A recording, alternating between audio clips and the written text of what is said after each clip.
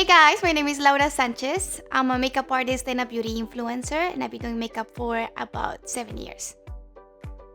I'm from Colombia, Bogota, which is the capital.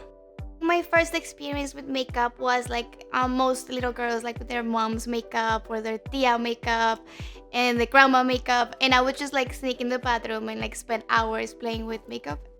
When I was a little older, I was super into MySpace and emos and sing queens.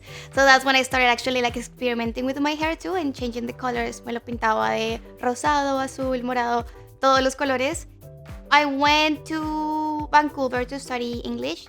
I discovered that I could become a makeup artist. I thought I was good and I really enjoyed it, but I sucked a lot. I started like posting photos of my work on social media, and then I have friends and friends of friends just asking me how to create those looks or how to achieve those looks, and that's when I decided to start my YouTube channel.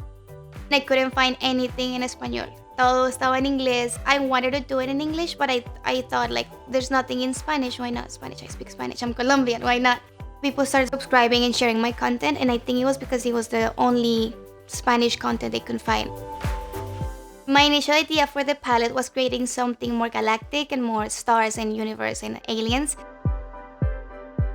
It ended up being super different, but I'm so happy with the design because I feel like it shows more who I am. I wanted to do one single palette that you can get different looks out of it. I think I would describe my look or my style as shapeshifter. I like just changing all the time and just having different looks. If you see my closet, I feel like there's a lot of gray and black, but for makeup and for hair, like I like to be colorful. I think I'm not super creative in the way I dress, so I try to complement that with my makeup and my hair, and that's where I know how to use color. You can see that there's like something more neutral, and there's also like the really fun side. So what we used was icons, que quería ponerle un poquito de español y quería que fuera un poquito latino.